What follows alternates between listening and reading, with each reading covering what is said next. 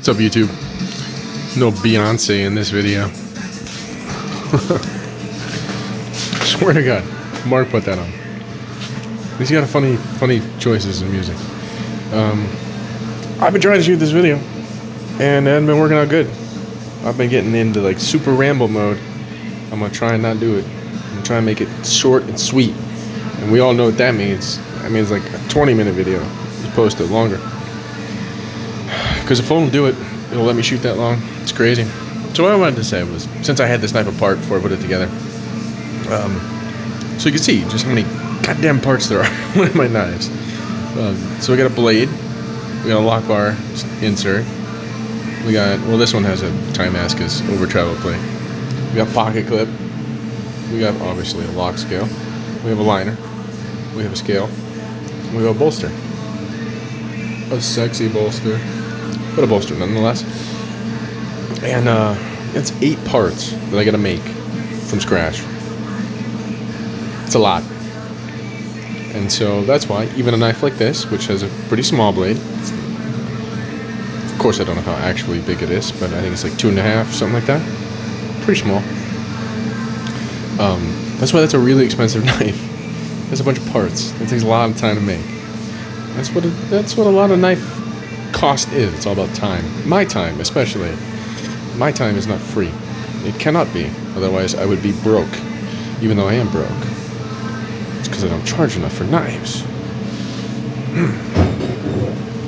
But anyway. So, that was what I wanted to show you. Because it's not often I have one completely apart and, like, just about to be put back together for, almost final assembly. It's close. And a knife, as I'm making it, I'd probably take it apart and put it together at least 20 times. No joke, at least 20 times per folder. It gets tedious sometimes. But I gotta check everything on it because I don't like the idea of a knife going out and not working. I mean, it is very, very rare that happens. Exceptionally rare. I can recall twice in all the years I've been making knives that I've sent one out and it came back and they said it doesn't work so good. And actually one of those times it was definitely nothing I did. It was actually just a particularity of SM100. But anyway, so there it is. Stuff that goes into a knife. I mean, because this is where they start, right? I mean, we have a roughed blade, chunks of titanium. They're gonna become a knife eventually, right? And on a custom knife, right, all that shaping and everything that's done by this guy right here. I don't have a CNC's not doing that for me, unfortunately. I wish it did, but it'd be hard to program every single knife and cut every single. That would be astronomically difficult. So I saw a video, courtesy of Clipstand, about someone just annihilating an SM100 knife, and it was painful for me to watch. I was like, why would you do that? And what they were doing is they were taking a blade, a very thin one. This one's also very thin, and they were laterally pressing it into a Bic pen, I believe. But anything that you press things laterally into, it doesn't matter what the material is, they're going to deflect the blade. What I've always appreciated about SM100 is you can, I don't know if you can see it, but I am deflecting the edge of that knife, so it's changing shape. But the nice part about SM100 is that it goes back. I've always liked that. No, obviously if you push it harder, you can probably snap it. I don't know, I've never tried. But I've already shot this video a couple times, so we can just look at this one. So I've done the same exact thing to this knife. I've laterally pressed on it. You can see the little whoopty-magoopties. Give me some light. See how it looks kind of wavy on the edge? That's because those are actually permanent deformations in the material. From doing the exact same thing, just pushing it into the side of my table. Permanently bent. To fix that, I'd have to regrind that. I'm not fixing that though. I'm gonna throw that damn thing in the trash. So, my main point is, SM100 is still just a material. It's not adamantium or anything ridiculous. I mean, it's still bound by the laws of physics.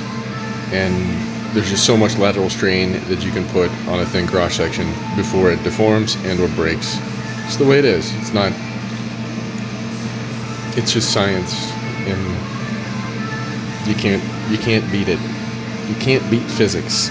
We've been trying for so long, and you just can't do it. At least right now. I have hope for the future. And this is where I got to do a huge long ramble in the last video talking about material science and the components of matter. Yeah. It got real long-winded. Because I thought, oh yeah, I'm just going to explain quantum physics right here. I can do that in 15 minutes. No big deal. Yeah, right. What an idiot. Yeah, you can't. So I'm not even going to try. But anyway. I don't care what the material is. Right? You laterally strain a thin cross-section of it, you're going to bend it or break it. SM100 flexes more than steel does, and it can take more plastic deformation than steel can, but you can still break it. I'm just saying, especially in really thin cross sections. Everything breaks in thin cross sections. That's why we don't make knives made out of foil. Because let me tell you, the foil that I use for heat treating, it's 329 stainless. Let me tell you, that shit is sharp. This. Okay. It's really sharp. Because it's really thin. But it's got a problem. Can't make it into a knife because it's really thin. And it deforms. Why we don't make knives the thickness of foil. I'm just saying. So that was a little tiny rant, very insignificant rant. But I gotta shut that all up, and I gotta get working because I need to put that knife together, get it sharpened up. I need to start working on these things. Well, not start, continue. It's continuance, all of it. Oh, the hours I'm going to spend. Oh, just there you go. Yeah, these are gonna be very nice, though. I'm very excited to see how those come together. It'll be great. Oh, all right. Little 5-finger death punch. Very nice. Way better than Beyonce. Look, I got a container. I was happy about the container. I'm gonna put all my end mills and stuff in here. It's gonna be great. All right. Look, I created a jig, and look, partner Mark put the blade in upside down. Man, he is not in on this whole process. Jesus Christ. Anyway, it goes the other way. Jeez. Anyway, this battery's about to die, so I will see you later, YouTube.